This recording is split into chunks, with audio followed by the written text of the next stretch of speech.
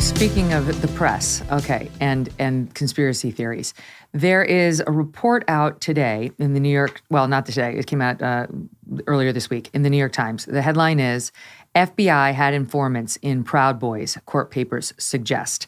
This is on the heels of other information that the FBI also had people inside the so-called Oath Keepers. These are two groups accused of planning the January 6th riot. The Democrats would say insurrection, sedition, they use the term. And now it's coming out. It's not to say they did it all. We saw there were, I don't know, thousands of people on Capitol Hill that day. But these are the two groups that they're really going after now in court, the Proud Boys and the Oath Keepers, as having planned this thing. And now it comes out post-election that the FBI had some unknown, as many as 8 informants inside the Proud Boys in the months surrounding the storming of the Capitol. So the FBI had 8 agents in the group they now claim in court plotted the January 6th riot. They would say sedition, insurrection, and they did nothing? Why? Why not? They're talking about, like, the defense lawyers are the ones who are raising this because they're saying there was no plot to do anything other than march on the Capitol. There was no plot to hurt anybody. And if there had been, the FBI would have been jumping up and down about it because they had 8 people in our group. To me, it's just interesting that all along, if you said anything about the FBI being involved in January 6th, that you were called a conspiracy theorist, you were called a nutcase, and now we find out, again, from the New York Times, at least 8 informants were inside the Proud Boys in the months surrounding the storming of the Capitol. One guy who was about to take the stand at the Oath Keepers trial, that's already underway, another group. They're already being tried for plotting January 6th. One of the FBI informants was about to get called, his name is Greg McWhorter, by the defense so that, he could be asked about this very stuff. On the eve of his planned appearance, he had a heart attack. And now we're not sure whether this guy's going to be able, it's all very strange and it smells bad. And really, there are still a lot more questions to ask and have answered about the FBI's role in this event that the Democrats have been touting over and over and over and over and over again ever since it happened. What do you make of it? Well, you ask a really good question if you use your imagination. I mean, first of all, the FBI's reputation is in shreds. I mean, after the Russian collusion idea, after everything we found out about the lies they told to the FISA court in order to listen in on Americans' conversations, the fact that they knew that the Steele dossier wasn't real, but they continued to push it and investigate it and hold it up. The FBI reputation is in shreds. And the fact that Christopher Wray, who claims that they had nothing to do with the January 6 riots, is still in place is really damaging, I think, to the institution, which used to be, for periods of time, has been quite a respectable law enforcement agency. But just to use your imagination, you ask the question, why didn't they stop this from happening? If the Proud Boys were actually planning an insurrection, if they actually had plans, and nothing about January 6th looked planned to me, but if they had plans, why didn't the FBI stop it before it endangered anybody inside the Capitol? If they didn't stop it, then we have to sit back and use our imaginations and say they had 8 guys. I mean, the Proud Boys is not a vast organization. They had 8 guys in there. Everybody's saying, oh boy, here we go. We're going to storm the Capitol. What were they saying? What were these 8 guys who were pretending to be Proud Boys saying, when everybody was saying, let's storm the Capitol? Were they saying, oh, no, let's not? Or were they saying, yes, let's go? In which case, they were inciting a riot. They were actually part of what happened on January 6th. And everything that happens after that begins to look a lot like entrapment. I want to say, I'm not a fan of the Proud Boys. I'm not a fan of street fighting politics, but they are a reactionary group. They tend to react to Antifa. They tend to react to violence that's already going on. And the idea of them actually, rubbing their hands together and plotting to invade the Capitol to stop the election from being certified doesn't really fit with their profile.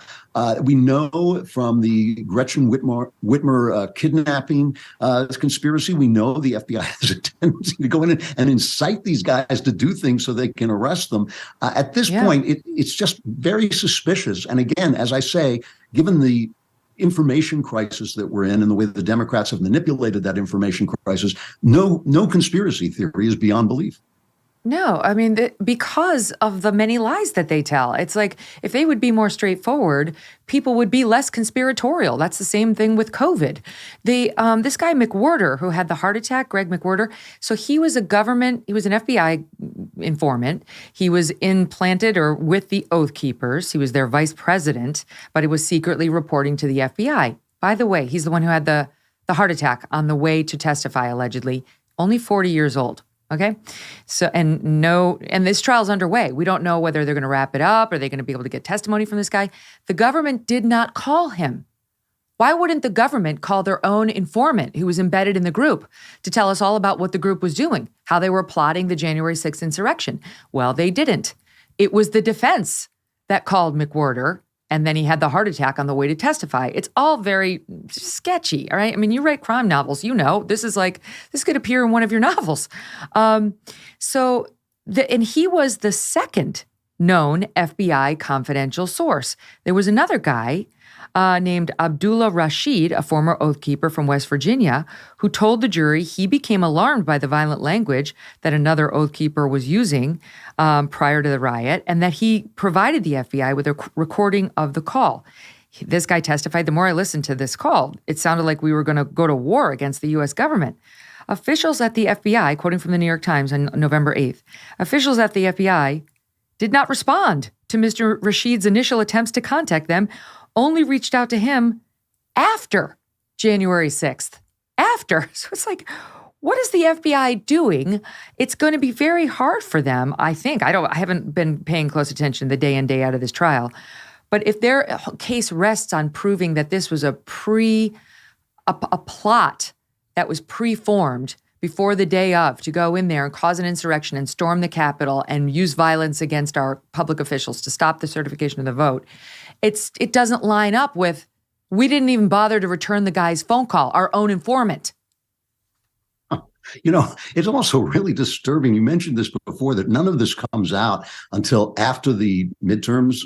None of it, all of that time leading up to the midterms, the Democrats were staging that show trial about January 6th, and it was all one side. Anybody who wanted to disagree with the narrative was actually kicked off the committee. And all of the time that the Russian collusion story was going on, we heard all of these anonymous sources. I mean, I'm old enough to remember when an anonymous source was something you used only with cautious care, because it meant that the reader, the consumer of news, couldn't tell what the source's interests were. We couldn't tell if he was, lying or had motive to lie. We couldn't tell anything about him. He was just a voice. All through the Russian collusion story, we had all of these FBI sources, these intelligence sources, which we then learned with the Hunter Biden story, were capable of lying in order to support Democrat rule. Now, this story is coming out after the midterms. All of a sudden, all of these right-wing conspiracies are in doubt. It's a question of whether these guys were, being egged on by the FBI, by the feds. It's just so disturbing. I mean, the corruption in the press, which to me is one of the worst things, if not the worst thing that's happening in the country, the utter corruption of the press, the absolute embracing of corruption, the idea that, no, we're not supposed to be objective. We have to tell the higher truth, which is whatever they happen to believe. I think it is just impossible. It is impossible to get the kind of information that citizens need to make good decisions about who is doing what. I have all kinds of, arguments with this Republican or that Republican, but the power, the cultural power of a Democrat Party aligned with the FBI, aligned with corporations, aligned with Hollywood, aligned with, the media and the academy, is just appalling. Yeah, in the intelligence operation, it's just appalling. Think about it, because they had testimony by the FBI director on Tuesday. Director Chris Wray testified in front of the House Homeland Security Committee, and he was questioned about the extent of the FBI's involvement in the January 6th riot. Okay, and we have actually a SOT of this queued up. Listen to how that went in part. SOT 3. Did the FBI have confidential human sources embedded within the January 6th protesters on January 6th of 2021? Well, Congressman, as I'm sure you can appreciate, I have to be very careful about what I can say about when Even now, because that's what you told us 2 years ago. May I finish? About when we do and do not, and where we have and have not used confidential human sources. But to the extent that there's a suggestion, for example, that the FBI's confidential human sources or FBI employees in some way instigated or orchestrated January 6th, that's categorically false. Did you have confidential human sources dressed as Trump supporters inside the Capitol on January the 6th prior to the doors being open? Again, I had to be very careful. It should be a no. Can you not tell the American people, no, we did not have confidential human sources dressed as Trump supporters positioned inside the Capitol? Gentleman's time has expired. You should not read anything into my decision not to share information. Director Wray, confidential human gentleman's sources. time has expired. That was Louisiana Representative Clay Higgins. Interesting exchange, right? Oh, incredible. And especially when you think about poor AOC hiding under the desk in fear of her life. What were these guys doing if they were inside the Capitol? The fact, when they were having those January 6 hearings, I wouldn't even talk about it on my show because I don't think it's a news story if you have a trial without a defense. I don't think it's a news story. I agree with you, 100%. Yeah, why would I even echo it? And it's almost impossible. It's just human nature, no matter what you believe, to not say, well, there's no defense, but certain information is coming out. As far as I was concerned, no information is coming out because if you don't get to cross-question people, you can't get at the truth of things. What you just saw there was, again, that guy should be out on his ear. Not because he has done anything wrong, but because he has presided over this period of obvious corruption and dishonesty among the FBI, and so should be replaced with a reformer leader. Something went terribly wrong with the FBI after 9/11. I think that it was really given a new brief to take it away from crime and to take it into what I don't know what you call it, intelligence terrorism. It was given a sort of new intelligence brief. It kind of became an intelligence instead of or at least mingled intelligence with its law enforcement capabilities. And it's lost its way. It has entirely lost its way. And you have to bring in a new broom to sweep it clean.